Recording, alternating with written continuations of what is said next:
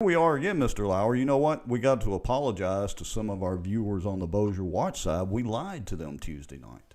We just straight up told them the biggest fib of 2021. Yeah, we said we were not doing another show. That was our last show for the year, yet here we are. Here we are. Well, it would appear that circumstances would dictate that we have to have another show. I mean, there's things happening in the state of Louisiana, and it reaches all the way across the whole state. Yeah, and And this we're going time to cover it tonight. and guess what? It's right across the river again, a large part of this. So, yeah, we got several guests this evening. I think 3 guests total this evening, and a couple of different topics to talk about. We're at 10 viewers right now, so we'll ramble here for, I don't know, another 10 or 15 seconds. We'll do our little countdown deal and come back, and we'll get started. Yeah, so the topics for tonight, Rex, I don't know if you realize it or not, but government creep is out there and it's coming up on us from everywhere, but it's front and center in Caddo Parish tonight. Yes, it would appear that so. You know, one thing about government, it doesn't like to shrink, it likes to grow. That's pretty much just a given in life. And look, I know you know how I feel about the dadgum mask Nazis. They're everywhere. They're everywhere. I'm freaking everywhere. Them and all those COVID shots and all. How's that working out for everybody? Yeah, how is that? I just read a story about a lady that was quarantined in the bathroom on an airplane headed from Chicago to Iceland. Now, she actually kind of quarantined herself in the bathroom, but it was like a full flight. She tested positive on the plane. I don't know. You know, it's one of those deals. But all right, well, I'll tell you what. Let's go ahead and let's do our 2.5 minute countdown. It's actually going to be all bumping 3 minutes because our little video deal is going to roll for the first time on Louisiana Watch, and we'll be back, folks. If you've watched before, you know the drill. Go get you a good stiff drink, make you some popcorn, whatever you need. Tag a friend, let them know we're going to talk about property rights, the Caddo Commission, and the Caddo, I guess it's MPC. And then we've got an attorney coming on, and we're going to talk about the employee vaccine lawsuit that's been going through the court systems and all that with the healthcare employees. So And we'll be back. not just any attorney. I mean, this is the Like, super attorney. Yeah, I'm like going to tell you. the attorney in capital It's like letters. the attorney. If you want an attorney, I think this is the attorney you need to get. Yeah, so if you're in the healthcare industry, tag some friends, or if you're concerned about healthcare, let them know. We'll be back in about 2.5 to 3 minutes, and we will get started. Here we go.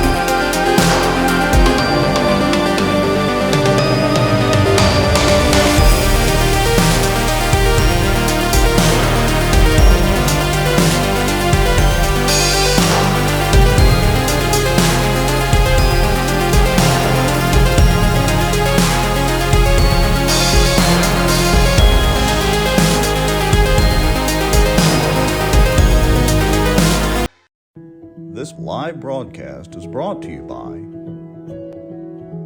Eagle Truck Center, soaring to new heights.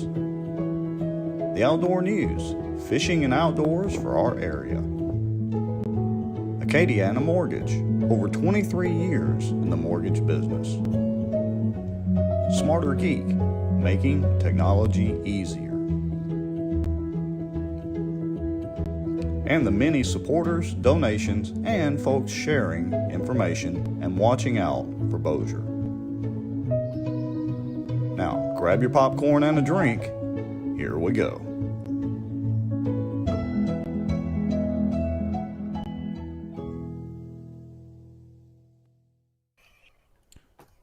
Not that I'm conceited or anything, but I kind of like my little video there. I like that. You're stepping your game up just a little bit, I'm going to tell you. Yeah, and not just that. Most of those fish, I was on Caddo Lake, which is in, of course, Caddo Parish, or at least half of it is, which is a lot of what we're going to be talking about tonight. I wouldn't say it is a lot. I mean, maybe half of what we're going to talk about, but we're also going to talk about a lot of stuff pertaining to all these mask Nazis and the vaccine Nazis and all that stuff. And, you know, I mean, my goodness, all these people trying to put all of these requirements on people, you know? Yeah, what's that rule or razor where you mention the Nazis?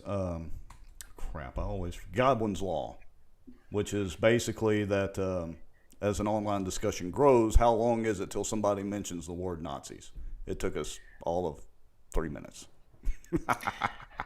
Well, that is the best way I can describe it. And I can tell a story, but I'm going to wait till we get into the part of talking about the Veterans Administration because, as you know, we've got one of the attorneys that has got an issue or has a client and they have an issue. Just like a lot of healthcare employees and people like that.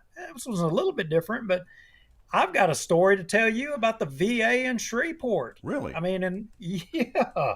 And when I tell you about mass Nazis, I mean, it's idiotic. It's totally idiotic, but we're going to go there too. Yeah, I wouldn't doubt I'll be nice to the VA. Okay, so are we about ready to go ahead and dive into it? I guess we'll get the normal stuff out of the way. We appreciate everybody watching. We're over 30-something people watching at the moment. Y'all, everybody tag, share, get some friends in, especially if you have friends that live in Shreveport area, Caddo Parish and all that, or if they're in the healthcare industry, because we have the attorney for the lawsuit of the between the healthcare employees and what is it? Is it Oshner's? Shriners? I think we've Both. got Oshners, we got Shriners, and I think we've got some stuff, like I said, happening, you know, against LDH and the Louisiana Department of Veterans Affairs.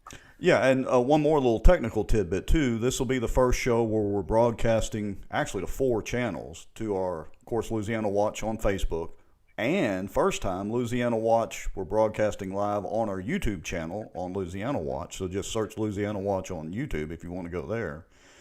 And we're also simultaneously broadcasting to Bossier Watch on both Facebook and live on YouTube as well. So we're like broadcasting to 4 channels. Good evening, Katie Clark. Good evening, Ashley Bullock. Good evening, Toby Thibodeau. We appreciate all you guys tagging folks, and Craig Rice. Glad you're here. Yeah. So our first guess and how we came to this story, Rex, I mean, government creep right here. And it actually kind of popped up. I mean, if you live in Caddo, I think you kind of know about it, but there was a commission meeting, I think, over in Caddo, and there was a video that was shown of their committee meeting. And one of our guests was at that committee meeting, and he had some choice words. Yeah, he actually spoke at that meeting and, had some, I guess you would call it, let's be nice and say some constructive criticism, maybe? Very constructive?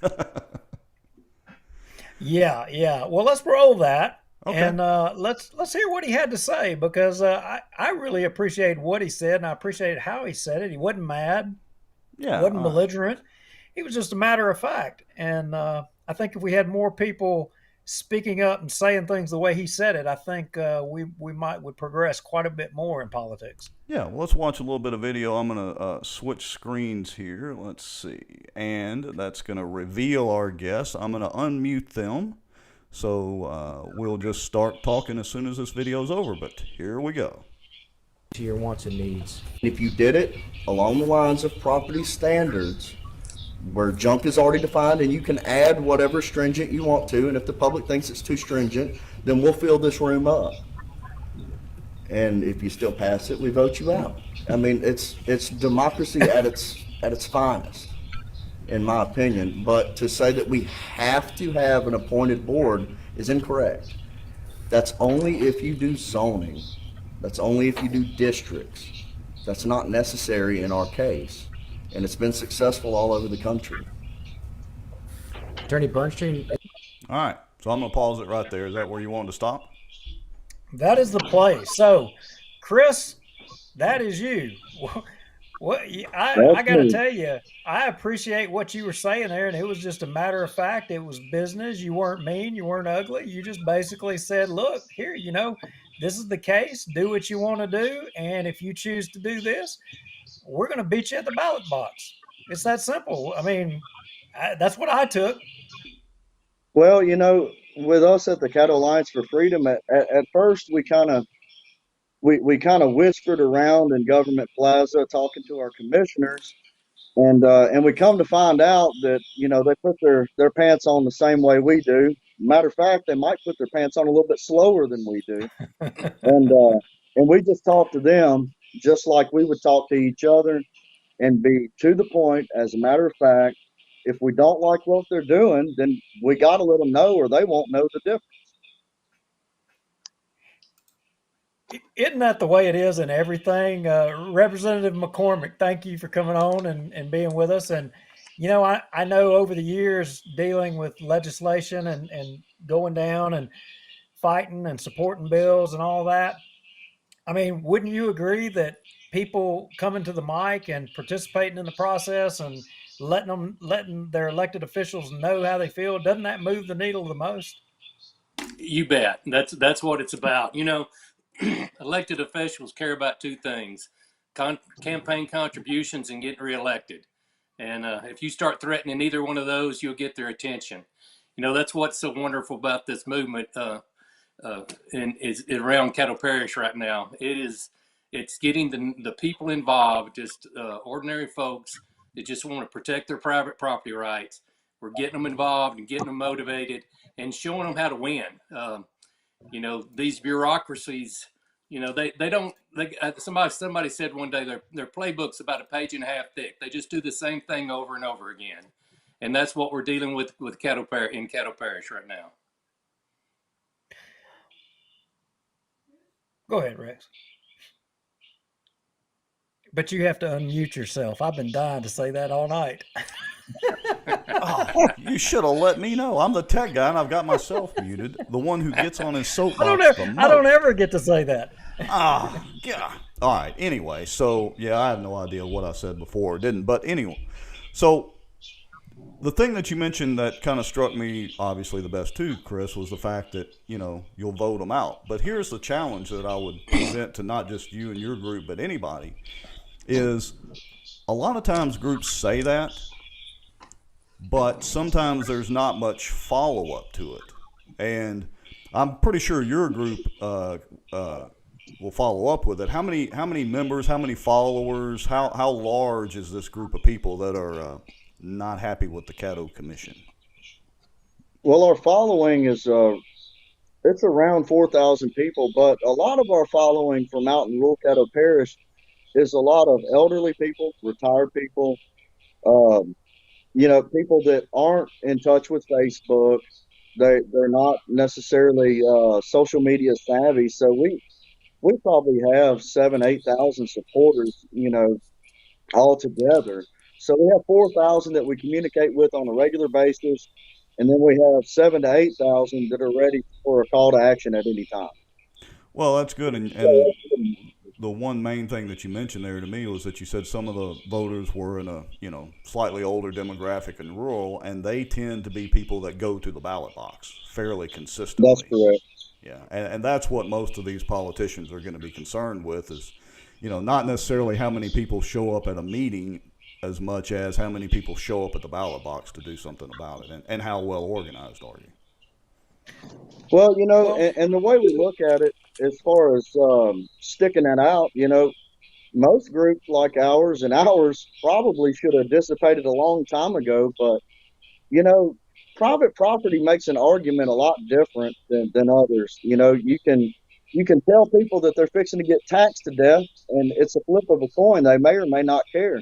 But if you tell them that the government's fixing to tell them how tall their grass is going to be, it's a different story. They get a little more excited, and so we've been very fortunate to keep our group together, and we've had our foot on the gas now going on 2 years.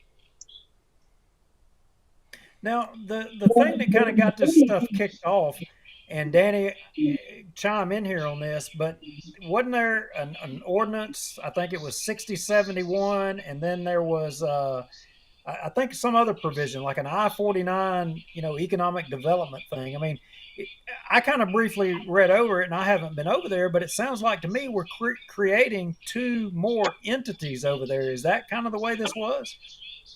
And that's correct, Duke, no doubt. Now, this started way before that, but recently what ignited the fire again, it is Resolution 81, which creates a tax district on I-49 north of Shreveport on the interchanges. And what it allows the Caddo Parish Commission to do is to raise sales tax and property taxes on the businesses there without a vote of the people. They did that, and you may ask, how can they do that?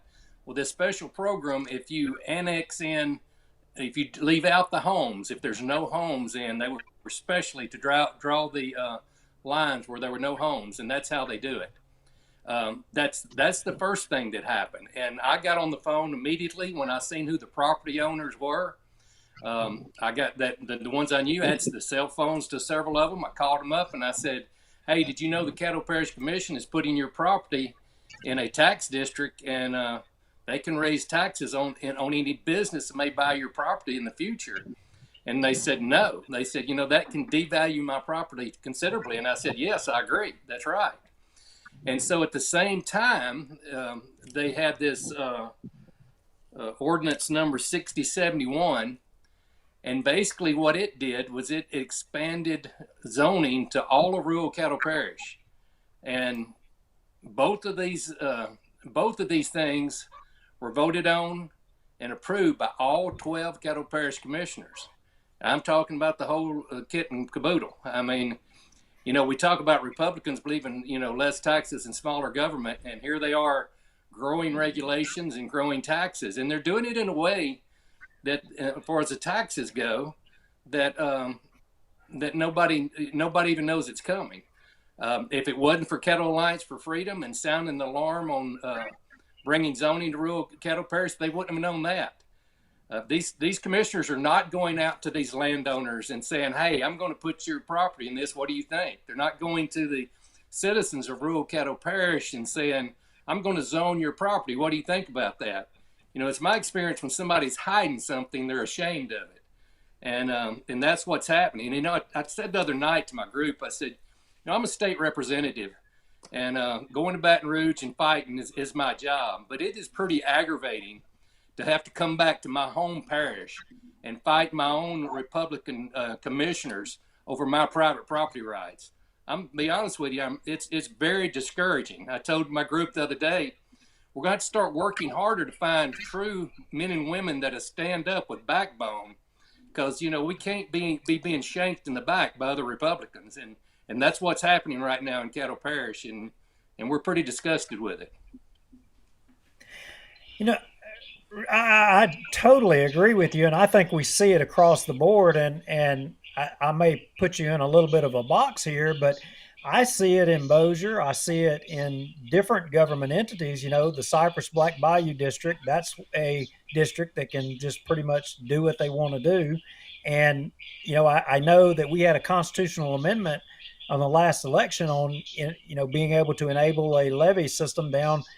I don't remember. Where was it, Rex? Was it East Baton Rouge Parish or something, allowing them to be able to, I believe so, put taxes without them going to a vote of the citizens? And while I recognize there's a lot of levy districts that can already, but, then you talk and think about the LCDA, where you've got government bodies going and getting bonds and loans, again, bypassing the citizens or votes of the citizens. Overall, it's like government is becoming too efficient in, garnering tax dollars from its citizens and excluding the citizens from the process, other than, oh, well, if you just showed up at the meeting the day we voted on it, you could have said your piece and that would have been the end of it. I mean, I don't know. I'm scratching my head. What do we do? What do we do as citizens to get this thing back to where things are put in front of us before they're just rubber stamped and put into law? You know what this tells me, what's happening in Caddo Parish Commission right now, is we don't have not one Caddo Parish commissioner that's sounding the alarm on these things. Can you believe that? I mean, they're hiding it from them. I mean, it's like me watching a robbery. I'm just as guilty as the person robbing the bank. If we can get just one honest member to go, hey guys, y'all may want to look at this. They're going to take private property rights away from you, and they're going to have 5 people that decides what happens in all of rural Caddo Parish, and you're not going to get to vote on it. And if you don't like these guys, they're an appointed board. I think an appointed board is a disgrace to the republic. In a republic, there should be an elected official. That's what Caddo Alliance for Freedom is arguing, that we have ordinances on us in rural Caddo Parish, but every time they put an ordinance, they have to take it before the people, and they have to argue the point on every one of them. What are they're wanting to appoint people to this board? Who's going to be on a board that spends hundreds, if not thousands of hours deciding how to tend to everybody else's business in the parish? Now, that's going to be some kind of busybody that wants to run everybody's business. That's going to be somebody on the Green New Deal that wants to control everybody else's property rights, tell them where they can put a fence, tell them when they can cut a tree. And like I said, it's the kicker is we had Caddo Lake's last stand up here when they tried to bring the Caddo Lake National Heritage Area to North Caddo Parish. And I'm talking about we threw a fit. And when they come to North Caddo Parish, come to rural Caddo Parish, going to take our private property rights away, they knew we were fighters and they knew how we fought. So their payoff must be big. And what I've learned in Baton Rouge is follow the money. And there's some kind of financial way they think they're going to benefit from this scam. And I don't know what it is. I don't know if it was if they had to trade their private property rights away to get that tax district along I-49. I don't know who it is, but they're trying to funnel money to somebody. And, I do want to say to the audience this too. We don't, Chris, Caddo Alliance for Freedom, our first step is not to call public meetings and throw down the gauntlet. I've been talking to these commissioners for months and months and months since we run legislation in Baton Rouge that put, what's the act number, Chris? Act 294 in effect. Talking to them about how we move forward with private property rights in Caddo Parish, and pleading and talking to them. And right before we started this public movement, I sent them an email. It was pretty straightforward, and I told them, I sent it to all 6 Republicans. I said, listen, guys. I said, the people in rural Caddo Parish are going to be livid when they figure out you're taking their private property rights away. And I said, I'm one of them. I'm one of those private property owners, and I'm going to be livid too. I said, there's a PAC being formed called the Liberty PAC. It don't matter when you run for public office again, that PAC is going to attack you. You're in a race against a Democrat, we don't care. We're coming after you. You're not going to take our private property rights away. And I sent this email to them. Not one of them called me. Not one of them texted me. Not one of them replied to my email. They knew what the price of admission was to this contest. So like I say, the payoff must be handsome for them. Well, let me ask a question here and get educated a little bit, because I've only been kind of vaguely aware of what's been going on with all this, just, seeing some Facebook posts and that sort of thing. Is this a new thing that the Caddo Commission is trying out, or did there used to be an MPC or anything like that? I think, Duke, correct me if I'm wrong, I think we got something similar to that over here in Bossier Parish right now, but is this something new that they just ginned up out of the thin air? Give us some history there, Chris. Yeah, I was going to say, let me take this one because there's a lot of moving parts to it. It's pretty complicated. So in 1954, the city of Shreveport requested to have a body to zone and plan in the city of Shreveport and around it. That way they could prepare for the growth because Shreveport in 1954 was on the move. It was booming. And it made a lot of sense then. So they would go 5 miles outside of the city limits and zone all the property around the city and in the city. That way they could prepare property owners for annexation, and they would already be used to the zoning and planning process, pulling permits, being under the government's thumb of shining their property up for new development. Well, in 2008, the Shreveport Metropolitan Planning Commission had a director that decided he wanted to expand on the 5 miles around the city of Shreveport.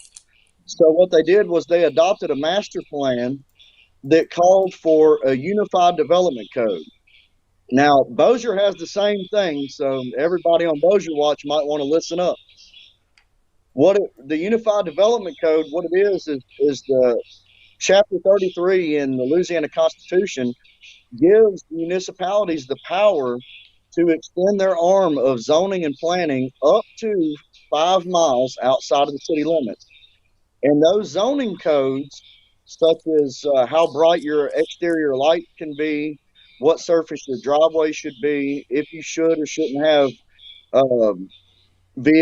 extra vehicles parked in your driveway out front, stuff like that. Well, they can give you the exact same codes in the parish as they can within the city limits. And I think I'm pretty accurate in saying Bossier actually adopted theirs before Shreveport did. But Shreveport officially adopted this Unified Development Code in 2016. It went into action in 2017. And so what they did, to be, nice and slick about it, is they decided not to start enforcing it until October of 2019. And that's where all of us country folks come into play. Instead of enforcing it within the city limits, they came out into the parish, more specifically into North Caddo Parish, and they started writing violation warnings on the outskirts of Blanchard for four-wheelers, boats and driveways, things of that nature. And I guess assuming that some of us that live outside of the city limits would be, good little citizens and pay a fine and do right by the city of Shreveport. Well, unfortunately, there was a couple of us that were watching. It sparked our curiosity, and instead of waiting on it to come to our doorstep, we decided to educate ourselves on it and figure out what was going on. We went to the MPC, we went to the Shreveport City Council, we went to the Caddo Commission. We were as kind and as concise as possible and asking them how we can get rid of their rules, in the unincorporated areas of the parish. Well, of course, the MPC, they informed us that the City Council and Caddo Commission, give them the rules. They just enforce it. We go to City Council. City Council says, country don't come to town no more. We don't control y'all. You have to go to your Caddo Commission. All of us are blue collar workers. We're not politicians. We're not teachers. We're not activists. We don't know anything about it. So we do now. But so we go to the Caddo Commission, and they kindly patted us on the head and said, it's state law. Too bad, so sad. We can't change it. You abide by our rules and get over it. But we appreciate y'all coming down. And so, the more we dug deeper into it and the bigger our group got, we have lawyers, we have educated peoples that are in our group that help us kind of inform ourselves. We taught ourselves how to read a lot of these laws. We talked to a lot of attorneys. And now, we go to them, we say, you can change the law. We know you can. And one commissioner specifically says, you know, we can't do anything about this. And he laughed at us and he said, maybe you need to get your new state representative, Danny McCormick, to change the law. See how that works out for you. Challenge And accepted. so we held him to his word. We went and we sat down with Danny in a church cafeteria, and we talked about it, and he made it happen. And we changed the law in less than a year. And so here we are now. We come back to a year and a half, a year and a half ago. We went to the Caddo Commission. We said, okay, we had the law changed. Now you have the authority to do whatever you want to with zoning, planning, land use, whatever the case. Now you have the authority, the power, the capability that you said you didn't have. And so they kind of crawfished on a little bit, and they said, you know what, we'll put together a citizens advisory committee where they can reach out into their community and they'll advise us on what to do. Well, I was fortunate enough to be on that committee, and we did put together a plan. And unfortunately for the majority of the commission, it didn't include a planning board. It didn't include zoning. It didn't include planning. It strips all of the Metropolitan Planning Commission or any idea of a board from Caddo Parish, and it leaves them with property standards and property standards alone.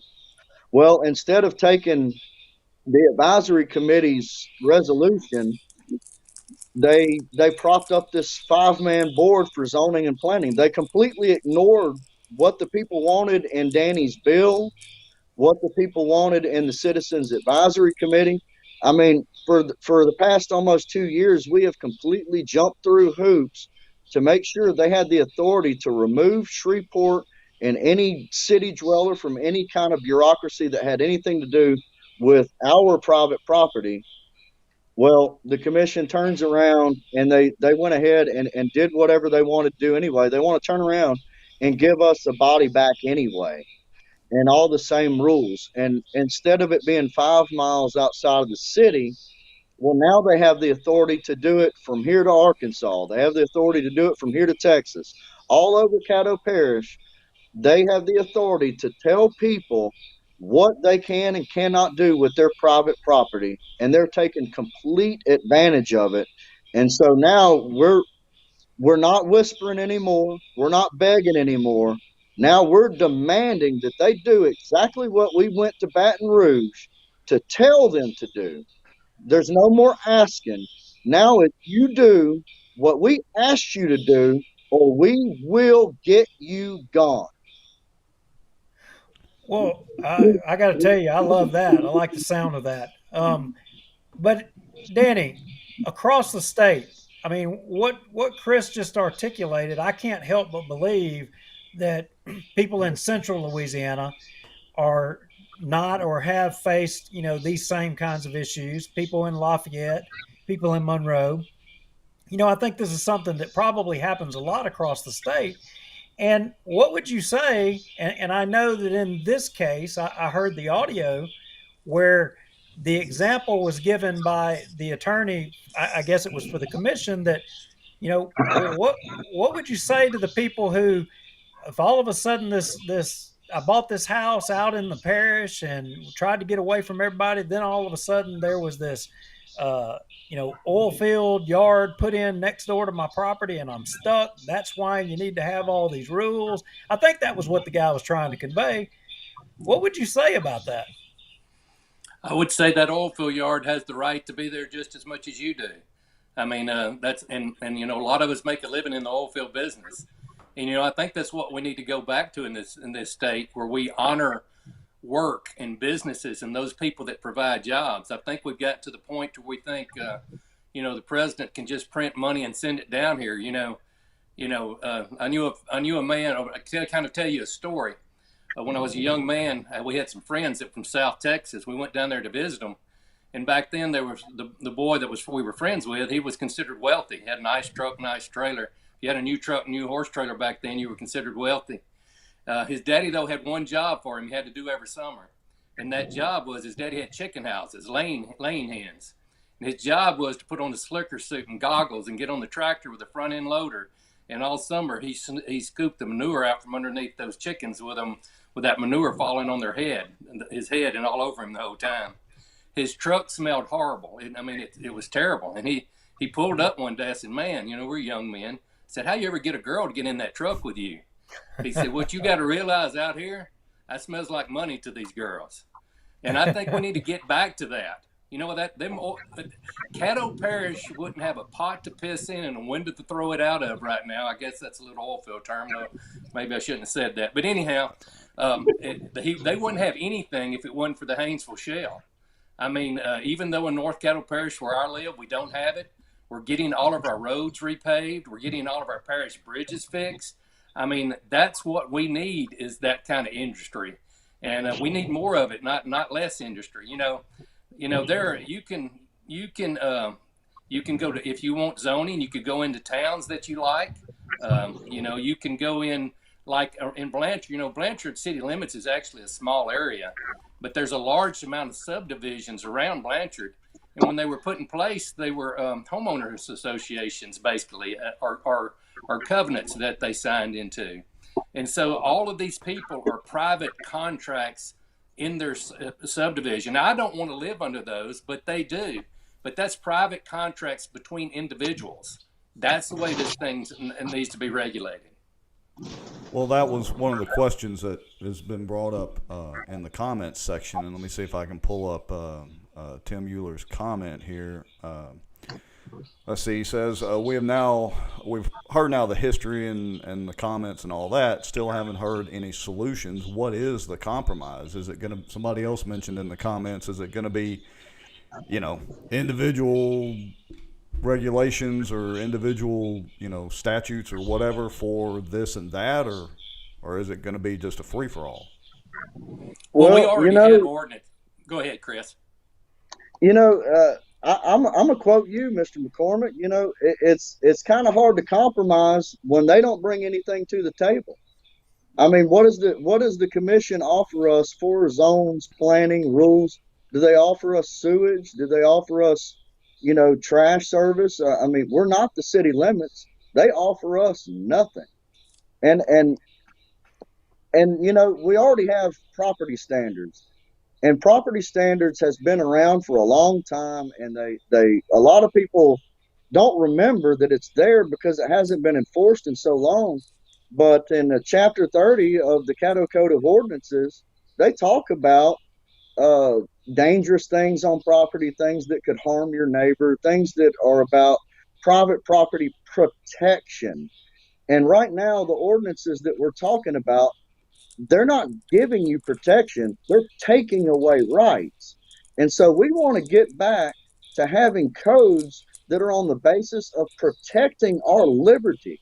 And that's all we ever asked for. And, and I think I thought it was, I'm trying to mind my words too, Danny. All right, it's okay. Go ahead and tell us how you really feel. It's fine. I know y'all would love it. But, I think it's cute that the attorney had to bring up this alleged oil field parking lot by a nursing home. Well, first off, if the nursing home didn't want neighbors that could possibly have a parking lot, well, they should have bought more property. Second of all, Bossier Parish has a unified development code. If it didn't work in that scenario, then it's not going to work in ours.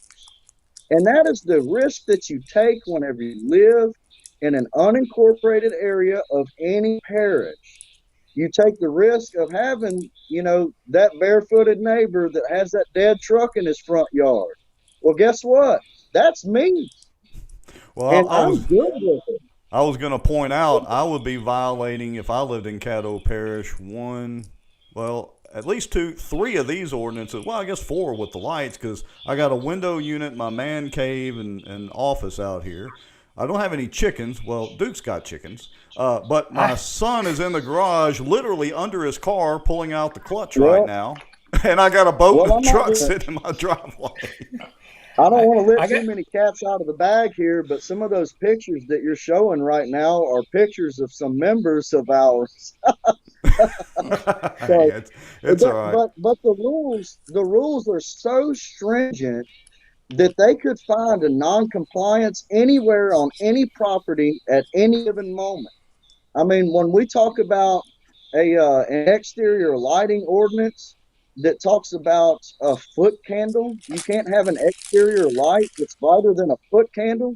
What? Nobody knows what a foot candle is, My but neighbor, we look look, it up. my neighbor, it's like National Lampoon's Vacation. You know, when Chevy Chase plugged in the lights and it blinded everybody and cut out the nuclear power station. That's what my neighbor looks like all night, whether it's Christmas or not. Well, the thing about it is a foot candle, the moonlight is brighter than a foot candle. The flashlight on my phone is brighter than a foot candle. That means every single porch light in all of Caddo Parish is non-compliant. If they want to give you a ticket, they will give you a ticket. It's what bureaucracy at its best. And you know, what I got a question, and Danny, give that answer, but also answer this for me. What towns, kind of what areas of Caddo are we talking about here that this applies to? Because you've got some other cities in Caddo that I think maybe this doesn't apply to, but what are kind of the general areas where maybe folks that don't know what's going on, who are the people that this is actually affecting? the people out in the unincorporated areas of Caddo Parish. We're not talking about inside the Freeport city limits. We're not talking about the inside the Oil city limits. We're not talking about inside the Vivian city limits. We're talking about truly rural Caddo Parish. I have 11 towns and villages in my district. Of course, Plain Dealing is in my district, but 10 of them are in Caddo Parish. This doesn't apply to them. They have their own ordinances, and we support that. If somebody wants to move under, we were talking a while ago about what's going to happen if we don't have these government overlords to come zoom in on us and tell us what everything we can do. Well, the MPC is the Caddo Parish MPC is the most abusive government agency that I've ever heard of anybody dealing with. Several businesses that were on the outskirts of Blanchard that were trying to open actually had Blanchard come down the road and just annex in their business so they could actually build a business. But go down downtown Shreveport or go into several parts of Shreveport and see how good they're doing at cleaning up Shreveport. I mean, it's not about cleaning nothing up. It's not about, they always want to tell you, no, we're not going to bother you. It's going to be that guy down the road. We're going to get him. It's kind of like that joke when Bill Clinton got elected years ago. He said he was going to only tax the rich. And he got a picture of an elderly man and lady picking up a newspaper and looking and said, oh, my goodness, we're rich. They didn't realize, it's about government control and it's about government power is what it's about, and about the money. Well, let me ask y'all this as we kind of start winding this segment of the show down. What can people do that are, either in Caddo Parish or, surrounding communities, even folks over here in Bossier Parish, if they want to help in some way? I'm going to try to pull up the next meeting that y'all have here in just a second, the flyer you have for that. But what can folks do to help out? What can the average person do to help out? One thing they can do, they can go to McCormick, the number 4 LA, and they can sign up to get our email updates. That's how we update people and keep them involved. We have started an Operation Golden Arrow, which is a grassroots organization statewide. We're approaching 60,000 members. We have 60,000 email addresses. We feel confident that the next state elections, we'll be able to swing elections in the future, getting liberty-minded people together and keeping them educated. So go to McCormick, the number 4 LA, and sign up to get our email updates, and we'll keep you updated on different things happening in Louisiana and keep you educated. What government's got on us is, they get us distracted. Like when I ran my bill, that act, the Caddo Commission asked me to give them a year and a half for it to go into effect. And I told my group then at that time, I said, I'm going to tell you, I said, this is what's going to happen. They want a year and a half. They're just trying to wear us out. They're going to try to wear us down and make us go back to our life and forget about this. And I said, also, another thing is they're going to try to expand their authority. They're going to try to take what's in that 5 mile area and force it all over Caddo Parish. And how do I know that? Because that's what tyrants do. They don't give up authority. They kind of grasp more authority. So, but like I said, go to McCormick, the number 4 LA, sign up to get our email updates.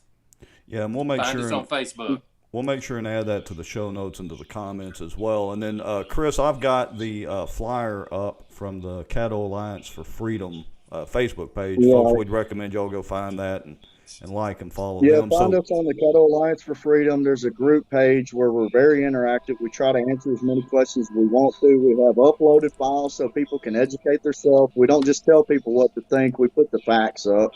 And then we have another grassroots meeting at the Greenwood Cowboy Church on Highway 80 next Tuesday at 6 p.m. And we're going to try to, spread the information. A lot of people aren't on social media. I mean, maybe some people could bring their grandma to our meeting, shake our hand. We can talk about it. People that disagree with us are invited. Every single Caddo commissioner is invited. I think I know y'all ready to kick us off, but I think our message to everybody, and this includes Bossier, because Bossier, and I want to be real quick on this. I can't remember his name, but the Bossier engineer came to the Caddo Commission meeting to present the I-49 corridor and to talk about how Bossier doesn't enforce the UDC. And I know y'all's audience is a lot of Bossier, so I just wanted to talk about it real quick. Well, he said in that Caddo Commission meeting, when they asked, they said, so you have almost an identical unified development code as us, but you don't have the same problems we have. And he laughed and he said, well, we haven't started enforcing it yet. So everybody in Bossier needs to keep that in mind. We might be setting precedents for Bossier Parish too. Now were you talking about the parish engineer, or are you talking about city engineer? I believe it was the parish engineer. You'd have to go back. It was a Caddo Commission long range planning committee meeting when he gave a presentation on how Bossier handles zoning and planning, because they didn't understand why Bossier doesn't have the same issues that Caddo Parish has. And the answer is Bossier has yet to enforce it. And when they do, it's going to come down like a ton of bricks, just like it did to us. And they're going to do the same thing Caddo Parish did. They're going to wait. They're going to sit on it and wait until it's been law for what they would call forever, and make you think you can't do anything about it. So I would keep my eyes peeled across the river. Well, Chris, I got to say, I really appreciate you being on the show and giving us a great lesson. But darn it, you didn't have to remind them that the stuff's on the books. Thanks a lot, man. Well, now you better believe they don't forget. They know they're sitting right on top of them. If they run short on something, they got those in their back pockets. The same thing Caddo Parish did, same thing Shreveport did. They say, you know what, we're in bad shape. Let's go hit these bumpkins. But I think the number one message that the Caddo Alliance for Freedom is trying to get out, and I see Jessica's kicking and screaming in the comments, the main thing that we try to get out is love on your neighbor. If somebody's grass is too tall, go knock on their door and see if they need help. Maybe they're having issues. I mean, 9 times out of 10, that's exactly what's going on. They need help. Maybe their lawnmower's broken and you can lend them yours. Maybe you can fix it for them. Because us country folks, that's what we do. We talk to our neighbors. We love on our neighbors. If they need the help, by God, we're going to help them. We're not going to call the property standards. We're not going to call the Metropolitan Planning Commission. We're not going to call our commissioner and say, my neighbor won't move that dead car. We want to ask our neighbor, what part does that dead car need? Because that's how we are. And if we're not like that, then we should put enough property in between us and our neighbor to not have to worry about them. But my God, the people inside of Shreveport and the people in the outlayers of Shreveport, they need to reach out to their neighbor and be neighborly. And I know social media has kind of ruined being a good neighbor a lot because you don't have to talk to people, but it is still a thing. you can still shake a hand. You can still make eye contact. You can still talk to your neighbors just like they're your brother or your sister, because that is what the Bible says we should do. You should be neighborly. Love your freaking neighbor and quit calling the authorities on them, because once you do, they're going to make an ordinance that's going to overreach, and they're going to take what you have and what your neighbor has. Preach it on, brother. Amen to that. Can't argue with any of that. You know why I love that group so much. There you go. All right. Well, appreciate anything it, else, Chris. Yeah, anything else we want to share real quick, Duke? Any final questions or anything? I think that covers it for now, and we'll follow this. And as it progresses on, if we need to get Chris and the Caddo Alliance back on, and Danny, I think is going to stay on with our next guest, because he had a little bit of interest in some legislative activities that pertain to the next subject matter. But we will be on top of this, and probably I'm guessing this isn't going to be a topic that goes away anytime soon. Yeah, I don't think so. And yeah, Chris, y'all are welcome on anytime. If you need to, try to get the word out or something, just let us know, and we'll make sure and have you back on. And if we can, we'll try to attend some of the upcoming meetings, or whatever. But it just kind of depends on what nights we're doing shows. So anyway, we appreciate you being on. Well, I surely appreciate y'all having us, and we appreciate y'all helping us spread the word. And we'll come back anytime. I love the show, and we'll see y'all Tuesday, hopefully. All right, Chris. Sounds like a plan. All right. So, okay. Yeah. Now we're going to transition to my favorite subject, in which, I hate government creep. I know Danny does too. I mean, I've only met Danny really kind of one time before. I followed him a little bit, but I think the last time I saw Danny, I made somebody's legislative assistant about jump all the way to the ceiling and yelling expletives. And wait, surely not. Danny was probably standing there, what the heck have I got myself into here? Hey, I'm from North Caddo Parish. Nothing surprises me. There you go. Now, moving into our next subject, and I call it, COVID madness and the mask Nazis and all of that. And, and I'm not belittling anybody. If they believe you should wear a mask, that's fine. If they believe you should get, a vaccine, that's fine. But I think they also should respect my choice that I don't believe in wearing a mask and the vaccine. So, Danny, you had a bill, I think, that you tried to get pushed through in the legislature, and you and Kathy Edmonston came up a little short. And you want to tell us a little bit about that? Well, I did have one this year that got vetoed, but the one that I was most proud of was when in 2020, a House Bill number 49 that I ran, which basically made it where you can make the COVID-19 vaccine mandatory. We went in front of the Health and Welfare Committee. I had 2 yays that agreed with me, the rest didn't. And in that we went through it, and I just said, guys, I said, you don't understand. I said, there's fear going on.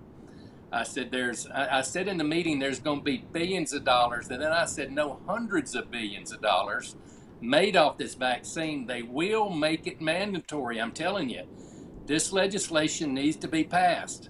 They accused me of a solution looking for a problem, and that it was the craziest thing I ever heard of, thinking that they'd ever make the COVID-19 vaccine mandatory. That would never happen.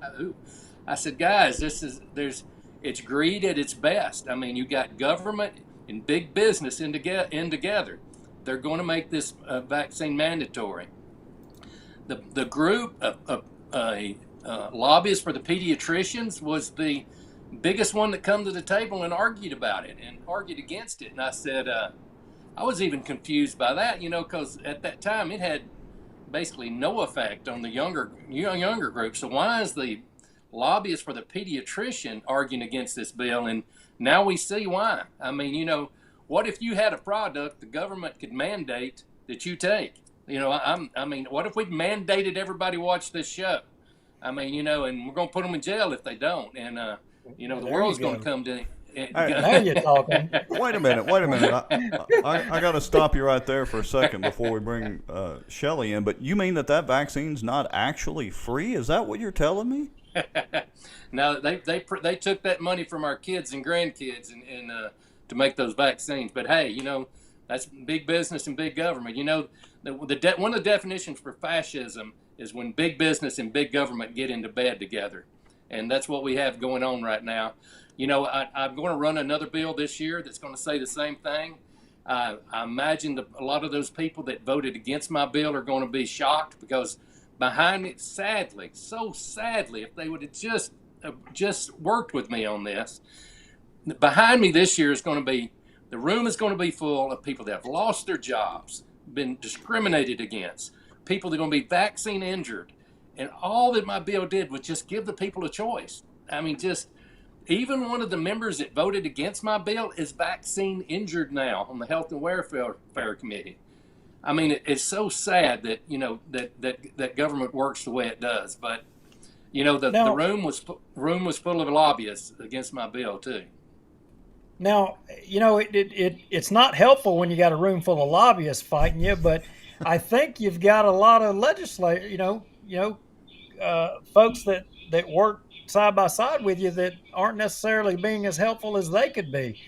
And this is me speaking, but I want to ask you, where is Paige Cortez and Clay Schexnayder? I mean, how come, in my opinion, they haven't been as proactive as they could be?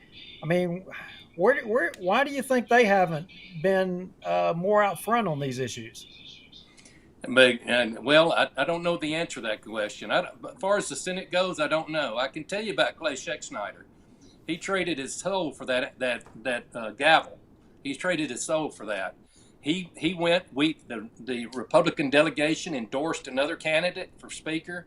He got mad. He went over to the Democrats, cut a deal with the Democrats. John Bel Edwards called all the Democrats, said, vote for this guy for Speaker. So we have a majority in the House, but we got the Democrats picking our Speaker. Now, don't get me wrong. I'm down there to work with the Democrats, but let me ask you a question. If the Democrats had the majority in Baton Rouge, do you think they'd let the Republicans pick the Speaker? Well, they've got him, you know, so his allegiance is lined up with the people that put him there, and that's the Democrats and John Bel Edwards. That's right. Well, it seems like legislatively I think, you know, there's a lot of good people like yourself that are trying to move the needle down there, but you guys are bumping your heads up against the wall and having a lot of folks fighting you, including the lobbyists. And unfortunately, you know, and I think this was predetermined. I think we all knew that this was where things and how things were going to end up, which brings us to our next guest. It was going to end up in the courts, that a lot of these things that were taking place against folks was stupid. It was ridiculous. It was ignorant. And I'm using common terms. And Rex, you want to introduce our next guest? Yeah, our next guest is an attorney with, among other things, I'm sure, with a group Louisiana for medicalfreedom.org. And I think, and he can correct me if I'm wrong, but we kind of introed Shelly as the attorney for a lot of these employees, or if not all of them, that have been fired or terminated over the mandatory vaccine deal in the healthcare industry. So, Shelly, can you hear us? Are you there? Hello, Shelly. Might want to text him. And we just lost him. Well, I introed him and then kicked him out. That was it. All right. Well, I got him going to call in, and that way we can get some good audio. He's calling in right now. All right, Shelly, can you hear us? I got you. Can y'all hear me? I can hear you. Duke, Danny, can y'all hear Shelly? We can. Okay, yes, sir. You are good to go. So I'm going to just put your picture up here on the screen, and we can hear your audio. And we were just talking bad about you and all sorts of things. So Good. why don't you kind of give us just an attorney, so. Yeah, well, you know, you got to take the heat sometimes. Why don't you give us a quick rundown of who you are and, you know, kind of what you're involved in? Sure. So, Shelly Maturin, I'm from Lafayette, born and raised there. I've been practicing law for 21 years now. I got involved in this because, well, for starters, I have a severe distrust and I don't want to say hatred, but it's getting close to that of government in general. I guess about 2 years ago, I decided to get more involved, and I ran for judge down the 15th Judicial District, which is down in Lafayette Parish, encompasses Lafayette Parish. And I got involved because I thought it was the right thing to do. I prayed to God, and it was time to do that. I wasn't successful during that race, at least not in terms of winning the race, but I think I was put in that position to toughen me up and to get me ready for the fight that I'm involved in now. And at the time when the COVID, alleged pandemic came around, I could sense, in every fiber of my being that something wasn't quite right. Knew that bad things were getting ready to come down the pipe, and sure enough, we get these mask mandates to start off with, and then the vaccine mandates. I had people coming to me because they knew how passionate I was about the Constitution and how much we've gone off the rails since the early 1900s. And they came to me for help. I was with the firm at the time and went to them and said, look, we need to help these people. They didn't want to get involved, which is somewhat understandable. I mean, there's a lot of public pressure when you're going against the grain. But I couldn't let these people down, and so I decided to leave and go out on my own. So after 21 years of being with various firms, I'm out on my own now. As of October 1, and I've been trying to help a group of nurses and other employees in various fields throughout the state of Louisiana. And that's kind of how I got involved in all this. And just been fighting with, look, I'm pretty disappointed in my colleagues in the legal profession. There aren't very many of us in this state, at least, who are willing to stand up and fight. There are a handful of us, but not nearly enough. And we've got some, of the few, we've got some really great ones. Jimmy Faircloth is amazing. He is a warrior. He's out in front. Carrie and Angie Bryce down in Lafayette have been helping out tremendously, and they are fantastic, great Christians and great warriors. So, we're small in numbers, but we're pretty fierce.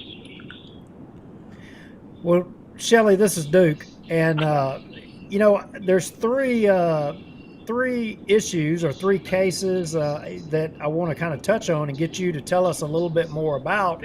And I know Danny, being down in the legislature, I know he is aware of some of these. He may not be of the most recent one, but it applies to him. But I know you're involved in the Oshner's suit. In fact, I saw a Cut 10, a media report. I guess it was from your firm. Can you tell us a little bit about that suit, what it entails, and where it stands today? Sure. So that was the first group of nurses that I got involved with. Myself, Jimmy Faircloth, who's the lead counsel on that, Carrie and Angie Bryson. We signed up a group of nurses out of Oshner in Lafayette, and then the two facilities up in Monroe and Shreveport. We also represent a group of nurses out of Our Lady of Lourdes, another hospital system, the SMOL system out of Lafayette.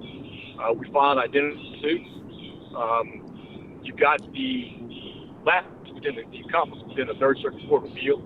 The judges down in Lafayette kicked the cases out. We appealed those cases. The Third Circuit upheld the decision of the district courts. And so we filed suit up in North Louisiana. Up in Monroe agreed with the courts down in Lafayette, kicked us out, as well as the district court in Shreveport, which was surprising. However, thankfully, the Second Circuit Court of Appeal overturned, reversed, agreed with our position. And as a result, the Louisiana Supreme Court decided to take up those decisions. We actually had an oral argument on December 7th with the Louisiana Supreme Court. Filed supplemental briefs on December 27th and are awaiting a ruling. What's really interesting about the Louisiana cases is that those cases, different from any other cases that have been filed throughout the country, were based strictly on Louisiana constitutional provisions. We didn't take the tack that we were pursuing any federal remedies. Those are just based on Louisiana constitutional provision that provides for rights to privacy, which includes the right to refuse medical care. So that's where we stand right now, waiting for the Louisiana Supreme Court to make a decision. That kind of dovetails into the other two suits I'm sure you're going to ask about, the CMS and the OSHA mandates that are coming up for hearing before the U.S. Supreme Court on January the 7th. Well, I think the next case was going to come a little more closer to home for us, and sorry to cut you off, Rex. Oh, that's okay. Go ahead. But the Shriner suit, I'm not sure about that one a whole lot, but I do know, I think I may even know some of your clients that, were employees. I don't know for sure. I hadn't talked to any of them, but what is the circumstances around that suit? So all of those clients were terminated, and look, this takes a lot of guts on the part of Shriners. Either the day or 2 days after a federal district court judge in Monroe, Louisiana, Judge Doughty, issued a national stay of the CMS mandates, Shriners had the gall to fire my clients and reject their religious and or medical exemptions. So that's what's happening there. I've actually instituted proceedings before the Louisiana Human Rights Commission, which is very similar to the EEOC, its state counterpart, and that's where that claim has to be initiated first before we have a right to file a suit. So that's where the process stands there. I can assure you, suit is going to be filed in those cases. It just takes a little bit of time to run it through. Shelly, this is Rex. So let me play devil's advocate here for a second, because I've gotten this question several times. What happens with at-will employment in Louisiana? Where does that come into play in this? I mean, again, playing devil's advocate, but shouldn't an employer have the right, to basically fire an employee for anything up to and including the sky's blue outside? Where does that come into play? Well, and that is the argument that Oshner has put up, and Louisiana is an at-will employment state, which essentially means, yes, an employer can fire an employee for just about whatever reason. However, there are certain constitutionally protected rights that you cannot fire an employee for, such as race, religion, sexual orientation, national origin, and there are other things that are listed within the Louisiana statutes, such as filing a claim for workers' compensation. You can't be fired for that because it'd be considered retaliatory discharge under Louisiana statute. There are plenty of ways and reasons that you cannot terminate an employee, even though they're an employee at will, and you cannot make employment conditional upon violation of a constitutionally protected right. That's where we stand right now with the case. So, you're right to a certain extent, but at the same time, employers can't run roughshod over citizens of Louisiana either. Yeah, so I appreciate that answer, and just to make sure everybody's clear that's watching before I get the hate mail and hate messages, is I don't agree with the employees being fired, but again, a lot of people have asked about that, so I appreciate that answer, Shelly. Thanks. Sure. And look, you can send the hate mail to me. I'd love to take that on. Yeah, no problem. We'll just send all that to Danny. I think Danny can handle that better. And let me kind of interject there, if you don't mind. I think I had something I'd like to add. I tried to run a bill last year that basically said if an employer mandated a COVID-19 vaccine and there was an injury, they would be held liable. And the same people that opposed my bill that you can't mandate it also opposed the bill from the employer being liable. Now there's a question there, that they still may be liable. I'm not saying they're not, but and most of your viewers may not know, but a vaccine manufacturer cannot be sued. For that manufacturer cannot be sued for a vaccine that injures them. So it's kind of a different deal. It's the way I look at it. Talking about the at-will employment. It's kind of like if I require somebody to drive a truck for me. Well, I've got to have insurance in case that employee was injured. I think the same thing should apply to the vaccines, that they should be liable for that. And you can't have it both ways. You can't mandate something and then not be liable if it's a negative effect to it too. And as he mentioned, the religious exemptions should be one of the strongest exemptions protected under the Constitution also in this deal. Yeah, I would agree with No, that. I agree. So, Go ahead, I'm sorry to Sean. interrupt, but No, go ahead. I was just going to say, one of the there are a lot of things wrong in this country right now. You can start with the educational system. There are a lot of unconstitutional things that are going on, a lot of unconstitutional entities. One of those being OSHA. You've got an unelected body where Congress has abrogated their constitutional authority to somebody who is unanswerable to really just about anybody at this point in time. But you've got states that have been complicit in that. So one of the biggest problems, and I heard this during our oral argument before the Louisiana Supreme Court, and I was dumbfounded when I heard this, but it's the mentality that we have within the judiciary right now. One of the statements that was made was, well, constitutional rights aren't absolute. The justice that said that couldn't have been more wrong, and I'll tell you why. The constitutional rights that we have were put into that document, and they are there by the grace of God. They are protected rights, and they are absolutely 100% absolute. You know what happens when you have the mentality that they aren't absolute? I'll tell you. You have what happened in the Korematsu decision. During that case, you had a U.S. Supreme Court that said it was okay to intern Americans of Japanese descent during World War II. That's the kind of garbage you have going on when you have justices that have that kind of mentality. So, I mean, I was floored when I heard that. That's a problem right now. We've got judges not only in this state but in this country, both state and federal judges, that don't understand the basic precepts of the Constitution and where their roles are. So I'll get off my soapbox. Sorry. Well, and that leads me right up to the edge of my soapbox. So let me get your perspective on this. This is Rex. So I believe that our constitutional rights should be and are, but I really would say should be absolute as well. But, Duke and I were having this conversation the other day. Your rights only go so far as the least restrictive law that thwarts those rights. And sometimes the only way to challenge that is through the court system, and you have to wade through all these activist judges and all that. But of course, that takes a lot of money, and so to hire attorneys, no offense, and do all that sort of thing. So, I mean, what do people do? Because it doesn't matter how constitutional something should be. We just, I'm big on our Second Amendment rights. But again, as we all know, those are restricted almost everywhere that we go. And so that leads us into this, the religious exemptions and all that's going on with the COVID deal and these lawsuits. I mean, what do people do when their rights have been violated? Well, from a Louisiana standpoint, I'll say this. Judges are just like every other politician in this state. They are elected. Not just the district court judges, but the appellate court judges and the Louisiana Supreme Court justices are elected. So your listeners out there need to pay very close attention to every decision that comes out of just about every court.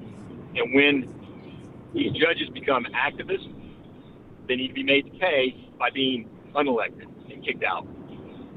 I mean, at this point in time, that's really your only remedy. Now, I'm gonna. I didn't realize that we were kind of going to go down this trail a little bit, but since we're here, I mean, I got two guys on this show here that I respect. Danny as a legislator, don't really know him real well. Shelly, this is the first time you and I have ever talked, and obviously you are a constitutional guy. You are a competent attorney. And I got to tell you, and this is me speaking, and I don't know that Rex would disagree with me a whole lot, and we've had this discussion with some other politicians about, a majority of our population has lost faith in our judiciary. They've lost faith in our legislative process. They pretty much lost faith in the whole system. And, I know the easy answer is just to say, okay, yeah, we beat and make a change at the ballot box. But I don't know. I would argue that a lot of people feel like that's impossible too. And are we at that tipping point? Do y'all think we're at that tipping point? I mean, our government is doing crazy things. You know, we're all fighting the good fight, but it seems like we're that salmon swimming upstream. I mean, what would you say?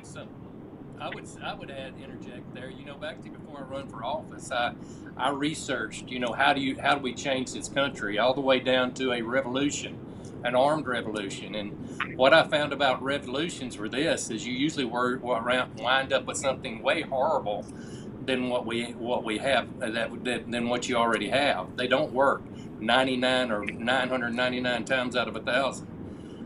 And also we have the U.S. Constitution, and even though men and women aren't obeying it, and it's still the best written document that ever was. I mean, we could fight a revolutionary war and come back to this same point, and could not come up with a document better than the one we have. I mean, what we've got to have is we got to have men and women to step up and run for office. All those people that are discouraged, they've got to run for office. Went to a seminar the other day, and they had a session called "Why Fight City Hall When You Can Be City Hall?" And goodness gracious, that's where we've got to go. We got to have people to run for office, people with backbone. I'm gonna tell you guys, I have problems like everybody else. I have problems running my own business. I don't need to be going to Baton Rouge making laws to run everybody else's business. I mean, we've got to get government out of the mix. I think Duke, you mentioned earlier about a regulation creep, and I think I'm old enough now. Government used to be like this little boy jerking on your pants leg, and now he's like this 7-foot man hitting you over the head with a hammer. And it's going to take a revolution of people, just like Shelly was saying there. Judge races are important. Y'all realize there's a judge race coming up in March? Who's the judge that has ruled with the Constitution? Who's the judge that stood up for the constitutional rights of people? That's important.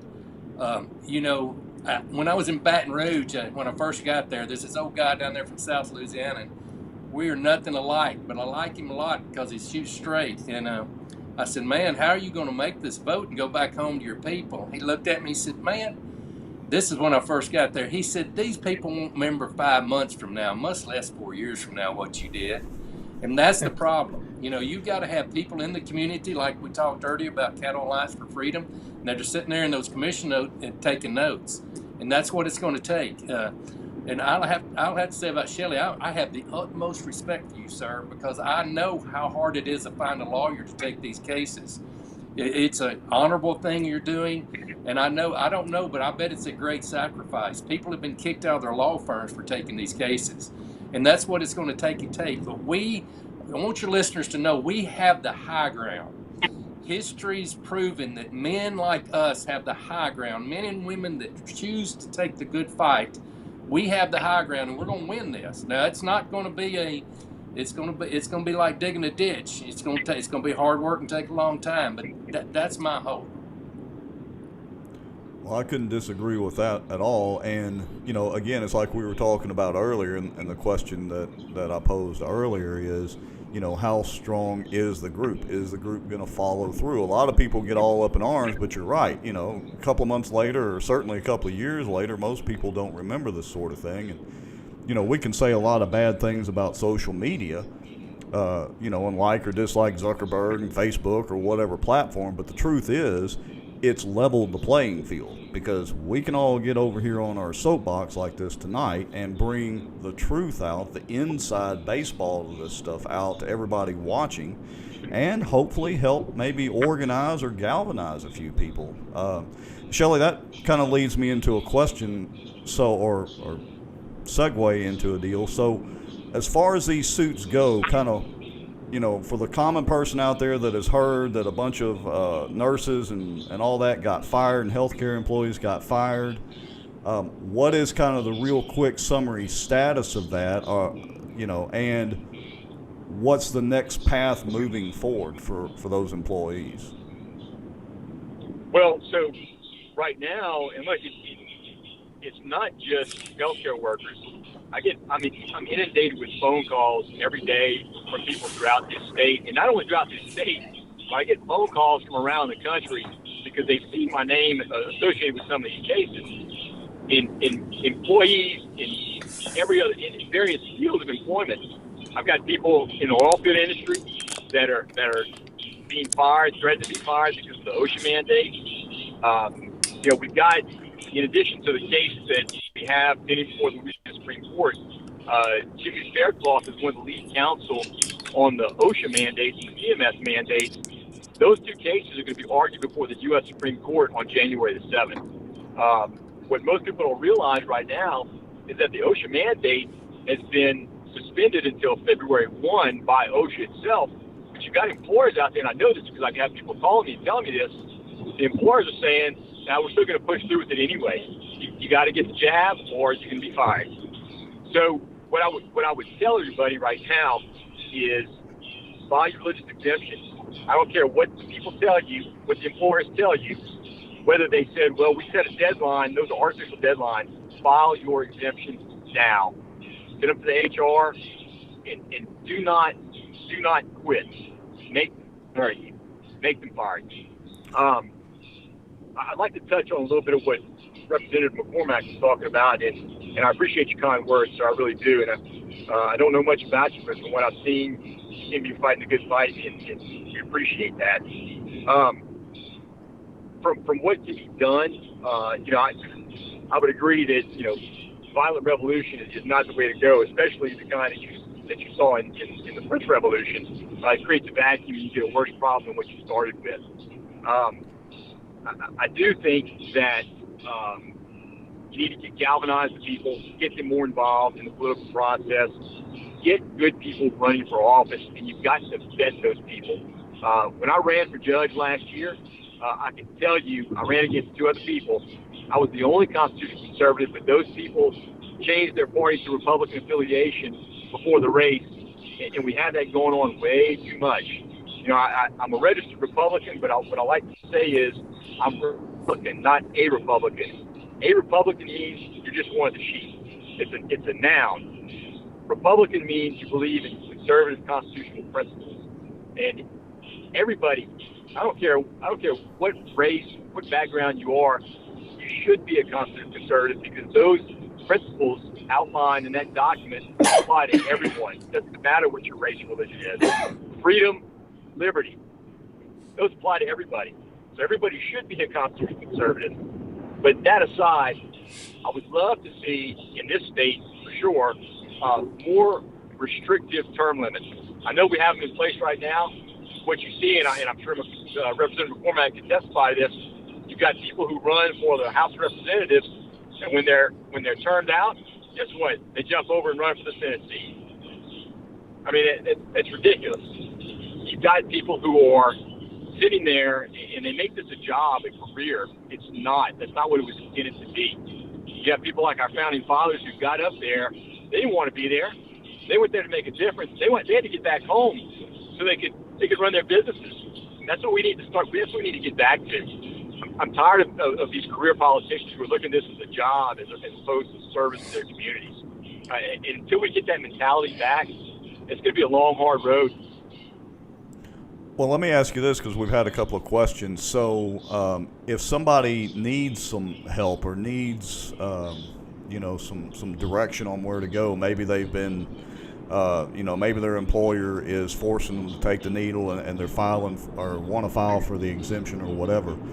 What's the best place to go? Is it the Louisiana for medicalfreedom.org website or what would you suggest? That's a really good place to go. There's a lot of helpful information there. If they want to get in contact with me, I'd be more than happy to give them free advice. I mean, I can't tell you the amount. So in 21 years I've practiced law, I've done a lot of pro bono work, but in the last 2 months I've done more pro bono work than I did in all 21 years prior. And this is not about money. This is about doing what's right. People need to forget about getting on the right side of history, and they better get on the right side of God. That's where this is going to eventually come down to. Those are two great resources. And also, Rex, they can call my office too, and that would be a nice lady that has lots of resources they can plug people into. We help people all across the state, They call into our office. We get calls all the time. Our senator, our representative won't return our call, and we do what we can to lead them in the right directions and give them the resources that they need. So they can call. I'm sitting here trying to remember what my office phone number is. That's pretty bad, isn't it? I was going to ask you, and I thought he might not remember right off the top of his head. So I've kind of got your website, McCormick4LA.com, pulled up now. But, yeah, we'll make sure and we'll get that phone number from you and make sure and put it in the comments and the notes so people can feel free to reach out to your office if they need some kind of guidance or some kind of assistance. Thanks a lot. And Shelly, I'd like to. Well, Shelly, I was going to say the name of your law firm is. It's law office of G. Shelly Maturin II. But you can Google that, and it'll bring you to my website. And feel free to reach out anytime.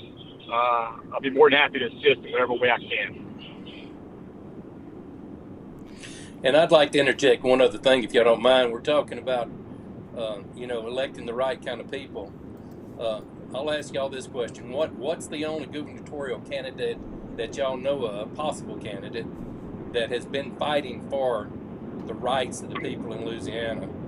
And I'd answer that question would be Jeff Landry.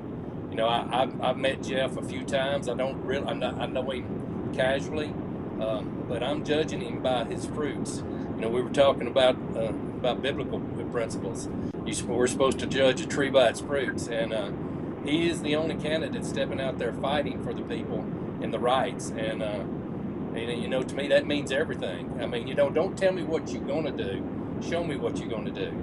And none of the other ones even spoke negatively about anything. They're trying to play the safe card. They want to be the Democrat with R behind their name. So I think that's important, for your listeners to understand too. Yeah, I'm pretty sure I can speak for Duke too that we're big fans of Jeff Landry here. So. And I would echo those comments as well. Jeff has been a warrior in this fight on multiple fronts with limited resources, and he has been fighting a good fight. Very appreciative of everything that he's done. His Solicitor General over there, Liz Bureau, is also another warrior. She's been fighting hard as well. And I think she may be running for his old job there at Attorney General. So there's two aces right there. Those people ought to get 70% of the vote if they both run for those offices, because they proved, the proof's in the pudding. They both proved Liz argues the cases in the Supreme Court. I mean, this lady's intelligent, and these are people that in their trenches fighting for you, and we've got to recognize that, and as we move forward. Yeah, I know Jeff. I know Jeff well, and you're right. He has been a warrior from the days that he was a commissioned officer to running for Congress, and he's came a long way, even from those days. I don't know if y'all have took a walk down memory lane and listened to him back when he was running for Congress the first time, but he is definitely turned into one of the favored politicians, at least for me, anyway.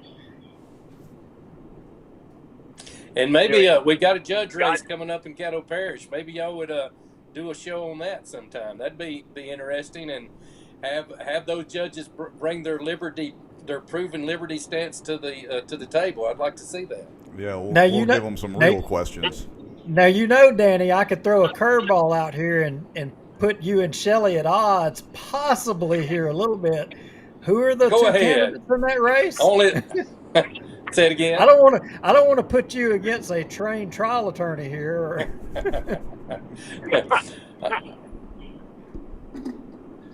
Anyway, what are we talking about? Well, I think one of the candidates in that race, had a ruling pertaining to the subject matter we're discussing with the vaccine mandates. Is that correct? Well, I'm not going to speak on that subject without lots of research. Wise politician you are. Pick and choose your fights. Right. Okay. Well, Duke, what else have we got on the subject list for these gentlemen this evening? Well, I think we wrapped it up good. The only other thing, if Shelly wanted to give a couple of brief words on the Veterans Affair and LDH, I think, Shelly, you got something going on with those folks as well too, right? I do. So, and I was getting ready to try to bring that up because I'd be remiss if I didn't. A priest down in southeast Louisiana by the John Lambert reached out to me and to Jimmy Faircloth a few weeks ago, and I'm trying to assist him right now. He has volunteered his time over the last several years, going down administering to the veterans, those who fought and died, and bled for this country, for these rights we have and that we're trying to protect and preserve right now. For the last 2 years, including this Christmas, he has not been allowed to go in and give Christmas Mass, nor has he been allowed to administer the Eucharistic Sacrament, unless he adheres to their idiotic policies, whereby he has to wear a mask and gloves. Now, he'll tell you, it's much more eloquently than I, that priest is not really supposed to have anything come into contact between his hands, his fingers, his forefinger and his thumb actually, and the body of Christ. So what the Louisiana Department of Veterans Affairs has been doing, they are altering a time-held religious practice and trying to alter it. You cannot do that. I don't care what they're saying is going on. You cannot alter your religious practice through government fiat. So I sent a demand letter last week to the LDL, to the Louisiana Department of Veterans Affairs. I copied the LDH. I copied Attorney General Jeff Landry. I copied Clay Higgins, and I copied the governor. And I demanded they allow them to do that, and I got some responses from them, from the Department of Veterans Affairs, again, maintaining that you have to adhere to their policies. So, once again, the veterans went without Christmas Mass. So, more than likely in the next couple of weeks, I say more than likely, definitely in the next couple of weeks, we're going to be filing suit against them, both the Louisiana Department of Veterans Affairs and possibly and probably the LDH. Well, the LDH is way overdue from getting a little attention. Wouldn't that be correct? Yes, they are. Yeah. And I want to LDH is a bunch of idiots. I just want to let you know real quick, Shelly, that Jamie Marie Pope, who has been a good friend and fan of our show, has finally chimed in after watching the Boba Fett show series and says, hello, Shelly. Or says, hey, Shelly. Let me correct that. I'll tell you what, so you're talking about getting people involved in grassroots efforts. Jamie Pope, Michael Lunsford, and the Citizens in Louisiana, or Citizens for Louisiana, are a great grassroots organization. They are warriors. They are making positive changes in the state of Louisiana. So they're good people to be associated with. And I'll second that. Yeah, we've had Jamie on as a co-host with a couple of shows in the past, and it's probably time we get her back on to pour some of that South Louisiana drama back on us a little bit. But it just seems like we have enough of our own drama in North Louisiana that we haven't needed any South Louisiana drama. So, well, guys, we appreciate y'all giving us your time, and hopefully we educated folks a little bit more, brought them up to speed on kind of what's going on. And, Danny, keep fighting the good fight. And Shelly, we appreciate what you're doing for, the folks, especially the nurses and the healthcare workers that y'all have stepped up to the plate on. I mean, thank God we've got some fighters like you guys. That's all I've got to say. Well, I'm honored to be in the fight. I was elected, and I'll give you just one quick story. When I was elected, I told my pastor and some men out of my church I eat breakfast with. I said, I hate taxes and regulations, and I don't know if God hates them as bad as I do, but I think He's got a special purpose for me going to Baton Rouge. And when COVID hit and that tyrannical government stepped in, and that governor told our churches that our God was non-essential, I said, this is why I'm here. Game on. And I'm just proud and honored that God put me in this position at this time and being able to be in the fight. Yeah, I feel the same way. Thank you. So, and look, thank you guys too for having shows like this where voices can get out and speak the truth and let everybody know what's actually happening out there. Lord knows voices of truth and reason are being suppressed all over the place, and if it weren't for shows like this, who knows where we'd be. Yeah, and I just want to say, of course, we appreciate both of y'all being on and getting all this information out there. And Danny, like we told you earlier, and of course you too, Shelly, anytime y'all want to try to get some information out, let us know. I mean, we got a decent little following. We got some dedicated people, and this video will probably have 1,000 to 1,100 views easy by in the morning or mid-morning. And so we'll be glad to help y'all out in any way that we can to get the word out. Thank y'all. Thank you, guys. We really appreciate what you do. We know y'all do this at a great cost to yourself, and we thank you for putting the truth out there. Thank you. Hey, it takes a team effort. All right, so I'm going to go ahead and disconnect you, Danny, as well as you, Shelly. And like we said, anytime you want to come back on or need to get the word out, just let us know. Thanks, guys. Thank y'all. Thank y'all. God bless. All right, Mr. Lowry, you still there with me? I am still here, and I am glad we did that show. I think I learned a few things tonight. Oh, I know I learned a lot. Like I said earlier, I've kind of only vaguely been paying attention to this whole Caddo Commission and MPC and UDC and pick your other acronym deal going on. And, of course, I knew about the lawsuit and some of these vaccine mandates, but it's always much better to hear it from the folks that are actually involved directly in the fight. Yeah,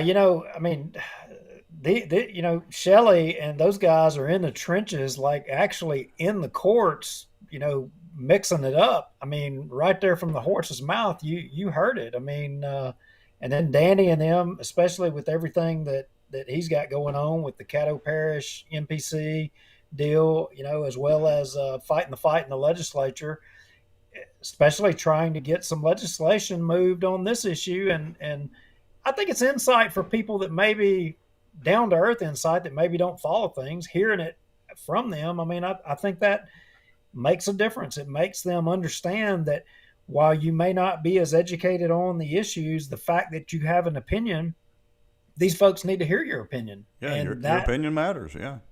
That makes a difference. Well, and did you notice the common denominator between what both sets of guests said was the solution? And I got to give Shelly credit, when we asked him, basically what could somebody do and all that. And, instead of going into a long-winded legalese speech like we know some of our friendly attorneys around here and politicians do, he kept it pretty simple. Hey, the district judges and all that are elected positions. Vote them out.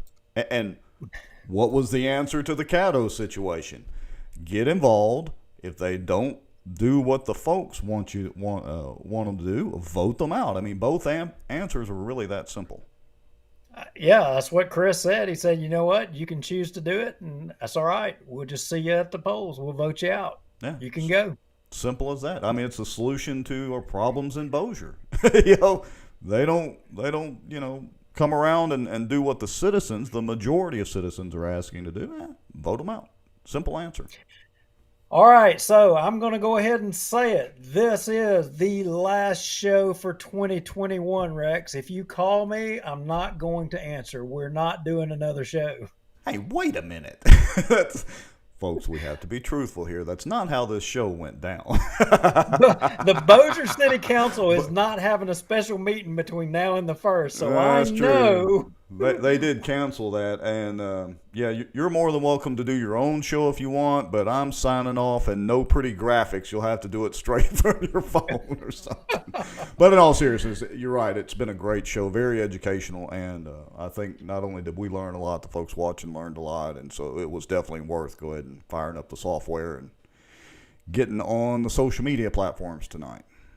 Yeah, and I want to thank everybody for watching and hanging in there. We had a great audience tonight watching. I wish we could have interacted a little bit more with everybody posting. We had some good questions.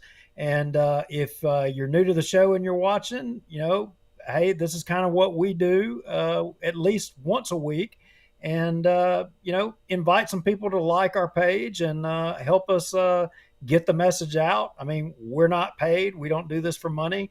We are citizen journalists. And, we just do the best we can about getting the message out there. Yeah, we've spent, this whole year just getting on our soapbox pretty much every Tuesday night and a whole lot of Thursday nights. And we plan to continue that and more on into 2022. Amen to that. All right. Happy New Year's to everybody. Happy New Year's to you, Jimmy Richardson. Saw your comment. Appreciate it. And everybody else that's been watching. Duke, I say we just go ahead and hit the finish button and sign off. Good night and have a good 2021 end. Exactly. An end to 2021. See y'all later, folks.